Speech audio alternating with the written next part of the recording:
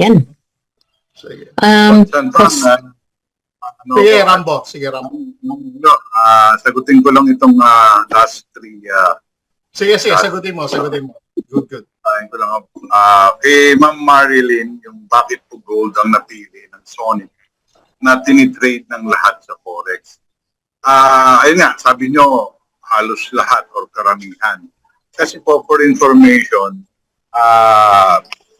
kami po may maliit no, konting experience sa pagtitrade po no, sa crypto trading at sa forex trading. Wherein sa crypto trading, sa Bitcoin po and the rest of the altcoins, masyado pong volatile. Ibig sabihin, pag lumipad siya, napakataas. Pag bumagsak siya, napakalalim. So malikot po, magalaw. Ngayon, pagdating po sa sa forex trading and specifically sa gold, hindi po siya ganoon ka-volatile. So sabi nga sa experience ng ating master trader, na experience na niya sa crypto rin of course and sa forex yung iba't ibang tokens o iba't ibang commodity, I mean. So, karamihan po, yan, katulad nyo nga, sabi nyo lahat, pero ganun ko lang yon, karamihan, gold po talaga ang pinipili. Actually, meron pa pong mas stable, mas lower volatility than gold, which is the, yung US dollar, yung yen. Ganyan po sa forex trading. So far, yan po yung sagot, bakit gold. Kumbaga, dinesign si Sonic AI robot para hindi masyadong malaki ang kita, hindi rin masyadong malaki ang loss. Pero, andun tayo. Kumbaga, somewhat, na kung titignan nyo, may pinost ako dyan sa bandang itaas, or makikita nyo naman sa mga GC, sinishare natin doon, yung announcement sa tag, kung ilang win, ilang loss tayo, o may loss ba o wala during the day, during the week, Mondays to Friday, at saka during the month. Ipopost ko po ulit, baka hindi nyo nakita yung post ko kanina dito sa chat, yung latest natin, actually nasa mga GC na yon. Ibig sabihin, malaki po ang win rate natin dito sa gold and sa design ng master trader natin, si Sonic, yung design na robot, yun po, okay? Additionally, experience-wise, bago po, sabi nga ni Coach Anton at yung iba natin kasamahan dyan, marami ng experience. Copy trading din, pero actually wala silang masyadong knowledge about it. Sumali lang sila, na-invite sila. So far po, dito sa Sonic AI, tag market, under the broker tag market, dito po natin nakita yung hinahanap namin doon sa mga experience namin. Name it, Rex, Vesper, and the rest. Kumbaga, meron silang may mga subscription sila for a year, $100, 3 years, $300. Isoda, ilan lagay mo doon? $10, $10,000. May mga subscription. Tapos, yung iba merong mga packages kang bibilihin. Dito po sa atin, wala na. Dinesign na yon automatically. Pinakita nga ni Coach Orly, makikita doon sa MT5 na merong PF. Kumbaga, na-deduct na yon. Kaya pag sumilip tayo, excited match tayo, hindi natin mahintay doon sa dashboard, pwede tayo sumilip doon sa MT5. Makikita na natin doon yung win or loss or P&L kung tawagin, yung profit and loss. Pero pagdating sa tag market, dashboard natin, medyo may bawas ng konti kasi nga may performance fee. Yun lang, at saka yung kapag mag-withdraw tayo, may bawas na 30%. Anong ganda po kung iintindihin lang natin, So tuloy lang tayo, mag-backread sa mga GC at umattend ng mga Zoom. Tapos tuloy itong isa pang tarong, Good evening po. Every ilang araw pinakita kasi ang maraming na-scam po hindi nila hinahanap yung may account. So, tuwing kailan. Mondays to Friday po makikita natin yung trade. Ayan, gold is Yes. chosen. Pag 24/7, ako yun. Ako sumagot, crypto trading yon. Pagka Forex, Mondays to Friday lang po yan. May day off po tayo ng 2 araw. May nag-reply doon, comparison na nagsasabi 5 days ang week lang tayo, hindi gaya ng company. Company nga, crypto po yun, hindi po yun Forex. Actually, profit can be calculated based on the plan of the platform. Big deposit can earn big profit, and more recruit, more also information how profitable expert traders winning for ayan po. But since it's part of the platform and results good events, yeah, yun nga po kumbaga na-experience natin. Kumbaga ito na po yung makatotohanan. Kumbaga somewhat, pag na-experience na po tayo or somewhat na-educate tayo, maliit lang pero sa larangan ng finance or ng negosyo, di ba meron tayong mga tawagin mga traditional businesses or mga traditional banking, di ba? I-compare natin yon.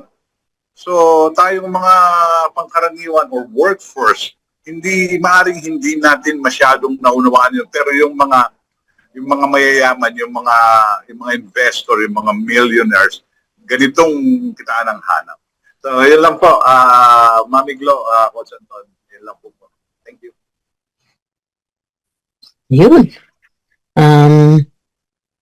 Very good. Very good. No? Tama yung sinabi ni Coach Rambo. No? Tama rin yung sinabi ni RJ. No? Ang style natin dito parang in-check. No? Liit kita, laki mata. No? Kasi yung mga in-check, liit mata di ba? Liit kita, laki mata. Bakit? Kasi pag pinagsama-sama mo yung liit na kita, di ba ganyan ang style ng mga in-check?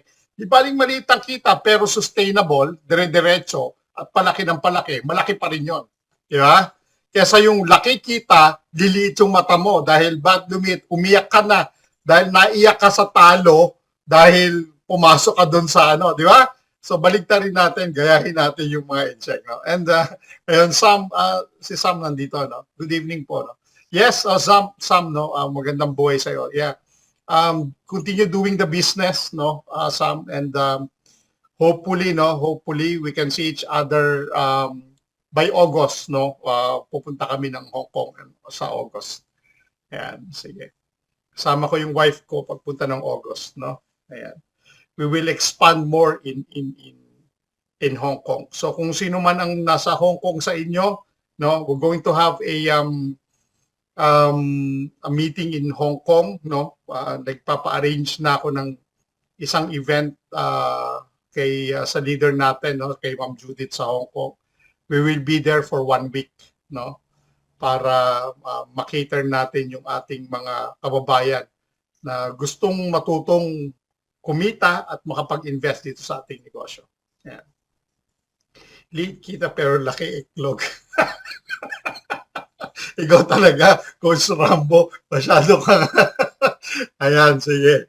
Ayan, maraming salamat. Ayan, sige. Sige, Ma'am Risa, take it away. Yeah. Paano, Okay, Coach thank you Anton, so much, Coach nakakita yung Hong Kong, napapuntahin ko yung mga... Yes. I will let everybody know kung saan yung venue, no. We're preparing for that. We're expecting around between 100 to 150 people, no, sa Hong Kong. So Kailan yun, sir? this August, no, this August. So I'm looking forward for that, no. I'm going home tomorrow. Uwi ako ng Pilipinas bukas. I'm going to meet all my leaders in the Philippines, no. We will expand more. We will educate people how to invest, no, dito sa ating negosyo, no, at and let's take it from there, no. Alam nyo, I'm very excited. Kahit $10 po yan yung binanggit ni Ma'am Riza. When they started $10, hindi nyo mapapansin yan, they will expand more. Kasi kung kumikita yung $10, why not gawin nilang 20, gawin nilang 30, gawin nilang 40, and so on and so forth, no. Yung nag-start naman ng malaki, good enough, no, ginawa ninyo yon. At lagi nyo rin lang iisipin na you have to invest what you can afford to lose, no?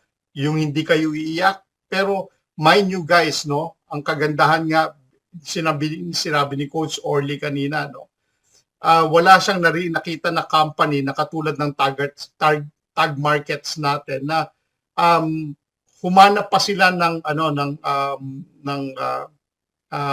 company na pwedeng ng insurance company na pwedeng tumulong sa atin for us to believe, no, na yung kumpanya seryoso, no? Yung $10 mo hanggang $1 million ini-insure niya para sa iyo. So ako personally, no, ako I'm a big investor if I say to you, pero doon pa lang naging confident na ako, no, na hindi mawawala yung kung magkataon man, at least meron akong hahabulin. I'm here in United Kingdom at ang Lloyd's Insurance of London ay nasa United Kingdom. At hindi madaling mag-apply ng insurance, no? Pagdating sa mga ganitong mga platform. Pero nakapasok ang ating tag market. So that means, no, una, nakita ng Lloyd's Insurance of London na capable itong kumpanyang ito.